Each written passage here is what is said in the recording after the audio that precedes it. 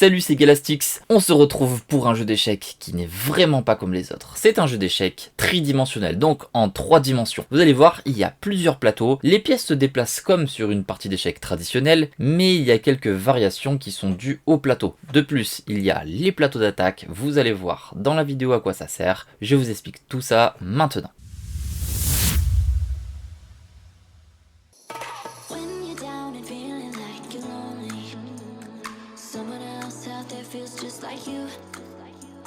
Alors on va ouvrir cette petite boîte, enfin cette grosse boîte même, parce qu'elle est quand même assez costaud. Moi je l'ai déjà ouvert. J'avais sorti l'échiquier, ouvert un petit peu toutes les pièces et tout ça. Ça fait un moment que je l'ai, hein. Ça va faire presque 1 an que je l'ai. Il est pas trop tard pour sortir la vidéo quand même. C'est ma chérie qui m'a offert l'échiquier, du coup je m'y attendais pas du tout. Mais franchement une dinguerie, j'étais trop content d'avoir ça. Alors vous allez voir, le contenu à l'intérieur est magnifique. Tout d'abord, on a la boîte qui contient les pièces d'échecs ainsi que le livret. Très jolie boîte. Ça fait très collector tout ça, j'adore. On a le manuel du coup avec toutes les règles qui sont évidemment en anglais. Merci Google Traduction pour ton aide parce que sans toi aujourd'hui je ne saurais pas jouer au jeu. Oui, parce que moi et l'anglais ça fait 2. Et enfin les pièces qui sont magnifiques. Je vais vous montrer les pions. Donc il y a les blancs et les noirs, ça c'est classique. On a la tour, le cavalier, le fou, la reine et le roi. Et maintenant c'est le moment le plus attendu, l'échiquier, qui est pas commun, qui est vraiment pas commun, mais il est magnifique. Le voici, le voilà. L'échiquier tridimensionnel 3D, donc 3 étages, voilà, et petit logo aussi de Star Trek. Et on a des mini plateaux comme ceci, il y en a 4 en tout. Et sur le plateau on peut voir qu'il y a des petits trous ici, il y en a partout, donc je vous expliquerai à quoi ils servent. Mais dans un premier temps on va les mettre ici. Donc c'est important que quand on les pose, il y ait la couleur dessous. En gros, là quand on regarde de face, le petit plateau et le grand plateau, on voit que les rouges se chevauchent. Là du coup, c'est le blanc. Et là-haut, pareil, le blanc et le rouge. On va maintenant parler des déplacements des pièces. Donc le pion, on va commencer sur ce plateau pour que ça soit plus visible pour vous. Du coup le pion lui peut se déplacer seulement en avant, mais seulement d'une case. Sauf le premier tour, c'est le seul moment où il peut se déplacer de 2 cases et après il se déplacera d'une case. Il peut pas retourner en arrière, il peut pas aller en diagonale. Le pion, s'il se retrouve dans cette situation, ne peut pas sauter par-dessus un pion, ni le contourner, il est bloqué. Par contre, celui-là pourra continuer d'avancer. Et donc du coup, ils pourront se suivre au fil des tours. Dans cette configuration-là, c'est pareil, notre pion ne peut pas manger le pion adverse. La seule façon pour le pion de manger le pion adverse, c'est qu'il soit en diagonale. Et là, il mange en diagonale. Par contre, c'est toujours en diagonale en avançant. Dans cette configuration-là, le pion ne pourrait pas manger en arrière. De même que l'adversaire ne pourrait pas le manger en arrière. On passe maintenant au fou. Le fou, par exemple, il est ici, il peut se déplacer en diagonale d'autant de cases qu'il a envie, en avant ou en arrière, sur les côtés. Il fait à sa guise. Par contre, il n'a pas le droit de faire de virage. Il doit toujours rester dans une ligne. Dans la configuration avec un pion, par exemple, il peut aller à la place du pion et du coup le manger, donc on le retire de la partie. Mais par contre, dans cette configuration-là, notre fou serait bloqué. Il ne peut pas sauter par-dessus non plus. On passe maintenant au cavalier, qui lui est bien particulier. Il se déplace, alors on va le mettre ici, il se déplace toujours de 3 cases en L. Donc soit il fait 1, 2 et 3, soit il fait 1, 2 et 3, il peut aussi le faire en arrière. 1, 2, 3 ou 1, 2, 3 comme il veut. Autre particularité, par exemple, ici il fait 1, 2 et 3 et c'est là où il atterrit qu'il mange la pièce. Autre chose, dans une configuration comme celle-ci par exemple, alors là ouais on va dire il y a beaucoup de monde, eh bien le cavalier est la seule pièce qui peut chevaucher les autres pièces, donc passer par-dessus. 1, 2, 3, ça passe. 1, 2, 3, il termine son mouvement sur l'autre pièce, ça ne marche pas par contre. On passe maintenant à la tour. La tour peut se déplacer latéralement, d'autant de cases qu'il a envie. Donc là, hop, il peut aller ici, il aurait très bien pu aller ici, il aurait très bien pu retourner en arrière. Pour manger, c'est le même système. il peut très bien hop se déplacer ici et manger la pièce. En revanche, comme pour les autres, s'il est dans cette configuration là, il peut aller ni ici ni là, il peut pas sauter par-dessus. Ensuite, on a la reine. La reine peut se déplacer comme elle a envie. Sauf qu'elle est obligée, comme les autres, de faire des lignes. Par exemple, elle peut aller en diagonale ou latéralement, en avant, en arrière, comme elle le souhaite, à gauche ou à droite, d'autant de cases qu'elle veut. Elle ne peut pas faire de virage, hein, ça, on le sait. Pour manger, c'est la même chose. Elle pourrait manger n'importe quelle pièce qu'il y a dans ces zones. Donc par exemple, elle pourrait manger cette pièce, elle aurait pu manger cette pièce, celle-ci, ou encore celle-là. Elle aurait pu manger cette pièce aussi.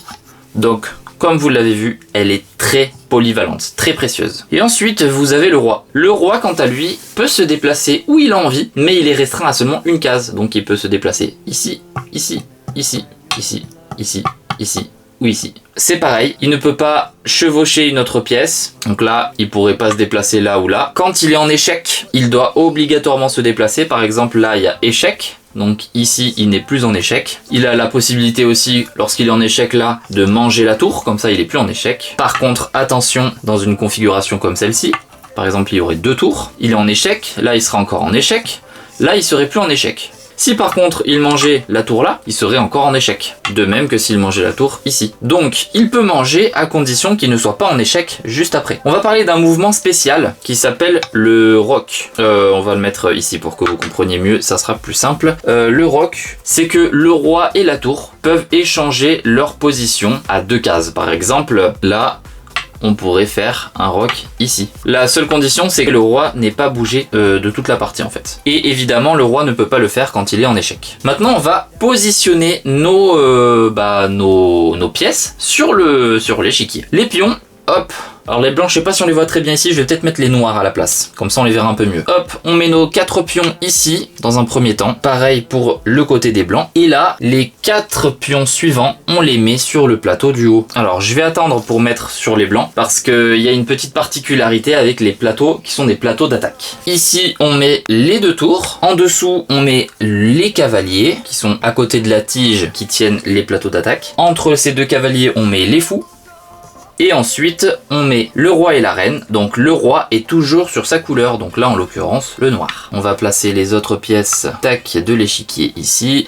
Et on va attendre pour la suite. Les plateaux d'attaque ont une particularité dans ce jeu d'échecs. C'est que quand il y a une seule pièce sur le plateau d'attaque, le plateau d'attaque devient de la couleur qui est dessus. Donc là, c'est un plateau d'attaque blanc. Et on peut le déplacer vers un autre point.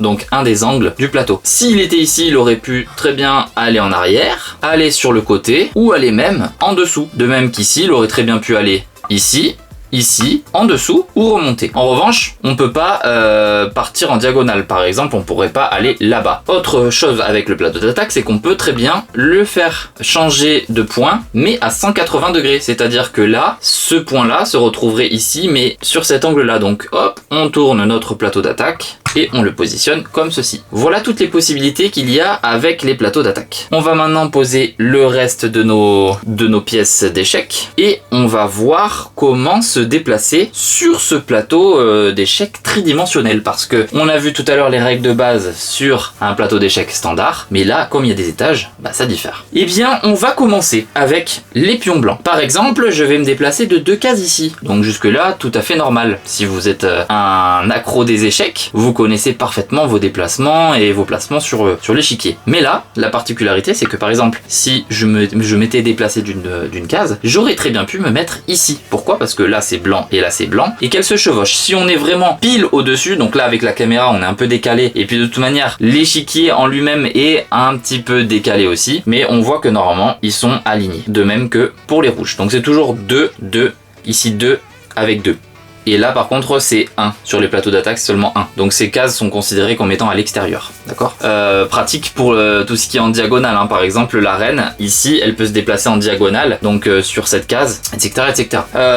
Autre chose, par exemple si mon pion était là, je pourrais pas dire je descends. Non, parce que on est considéré comme étant sur la même case là. Donc ça veut dire qu'on ne bouge pas, donc on reste ici. Par contre je peux très bien me déplacer d'une case et venir sur le rouge. Donc là c'est ce que j'ai fait. Maintenant le joueur noir va pouvoir faire pareil, mais il va faire 1 et 2, mais lui il va carrément monter. ici. Ensuite, c'est à moi de jouer, je vais donc manger son pion, et puis lui va pouvoir jouer aussi. Il va pouvoir déplacer son fou, tac tac tac tac, hop, et le monter ici. Ah, erreur fatale. Avec mon pion, je vais manger son fou. Il va déplacer, alors là, dans cette configuration-là, je suis au-dessus, mais je peux pas avancer puisque il y a une pièce qui me gêne ici. Donc ça serait considéré comme le chevauché, donc ça ne marche pas. Je suis obligé d'avancer d'abord, hop, ce pion là pour pouvoir après avancer celui-là au prochain tour. Là on est considéré comme étant sur la même case, donc on est un petit peu bloqué tous les deux. Je vais donc jouer mon cavalier, 1, 2 et 3. Alors pour les déplacements aussi à partir de ceux qui sont considérés comme à l'extérieur, alors je sais pas exactement, j'ai pas trouvé dans les règles quelque chose qui nous disait si par exemple le pion pourrait venir ici, ça serait considéré comme étant en diagonale en soi. Mais comment il quitte le plateau? Mis à part faire notre histoire de